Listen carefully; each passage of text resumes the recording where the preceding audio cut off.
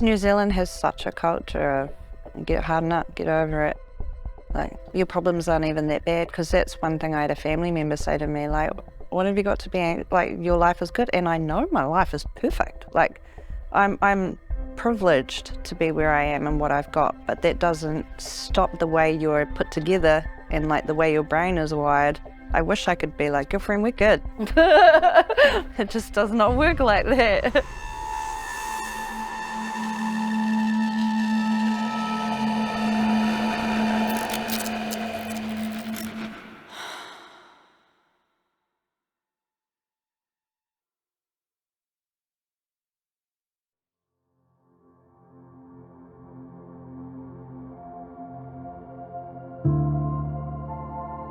People experience anxiety differently, and what's going to help one person is not going to help the other person. So it's really important that people are able to advocate for themselves and let people know what's going to help them.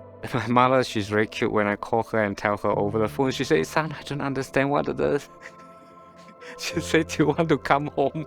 Just come back to Malaysia, you know, like, and then, but I told her coming back to Malaysia, the problem won't go away. If someone opens up to us about their anxiety, that's such a privilege, and it needs to be treated as such. So that means that we need to be able to give them the time and listen to what they're saying and be really compassionate and try and understand them and where they're coming from. It may be enough that they say, actually just having someone else who knows about this is enough. It might be just say, well, I just need you to not let me opt out of our social outings. And just be there. It's not scary. It might seem scary, but it's really not. It's more scary for the person with the anxiety. It's a lot more scary to have the police on the phone and say you need to get to the hospital. They're not coping, than it is to just have a cup of tea. Just have a cup of tea.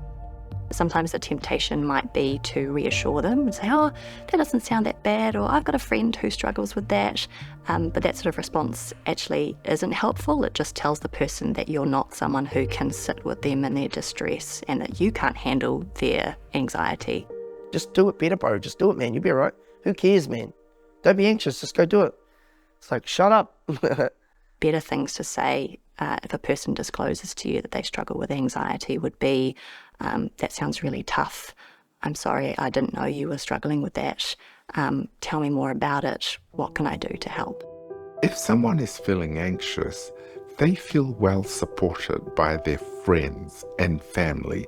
They're more likely to discuss it with them. I felt like for a really long time, I was just a crazy female to everyone, or just another angry mum. And Shane's really the only person in my life that was just like, I believe you, and it's hard stuff, and we're going to get through it together. At the start, it was hard. Probably one of the more challenging times of my life. You've got a partner there that seems like a shell of herself, and I suppose you feel helpless. I would suggest to Christine, try to put things in place, try to be proactive. He literally would be like, right, so what are we doing? Are we going for a walk? Are we going to the beach? Are we getting in the car? Are we going for a drive? Try, get her out of the house.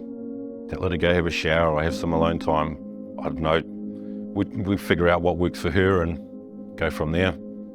As a partner, you don't want to feed into the OCD. For example, if I'm hanging out the washing and something that for him would trigger him to wash his hands, but just making that call, no, you would wash your hands, but your OCD is your OCD, that's not me.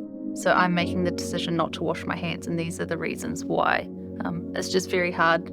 That's something I learned in therapy myself, not wanting to carry out his compulsions for him, but also setting clear boundaries in place as to, no, this is your OCD and this is an environment we're both living in, so making that compromise. With any relationship, there are going to be times when it's actually really important that we get someone else to step in. And so figuring out how much am I going to be the one to help, and do I need to encourage them to reach out even further and get more support is going to be really important as well. If he's just being triggered severely by his OCD, previously I would have just handled it, but now just saying, cool, I can help out here, but, you know, not ringing his mum and just shoving the phone in his ear so that someone else can help out when things get too much, because for one person it's not healthy to take that on. I should have talked to more people. I probably should have asked for help a little more than I did. I had a couple of close friends that I talked to. I wish I had have reached out a little bit more. I think it's really important if someone's coming to you and asking for help that you also consider how are you doing and what are your needs. So it's fantastic that you want to help the other person, but you might also find that you need some support through that. I think you get so preoccupied that I need to take care of Christine, I need to take care of the kids, I need to make sure the house is okay, I need to take as much as I can off her because she's really struggling. And I think that load piles up, and you don't notice it until you feel really heavy.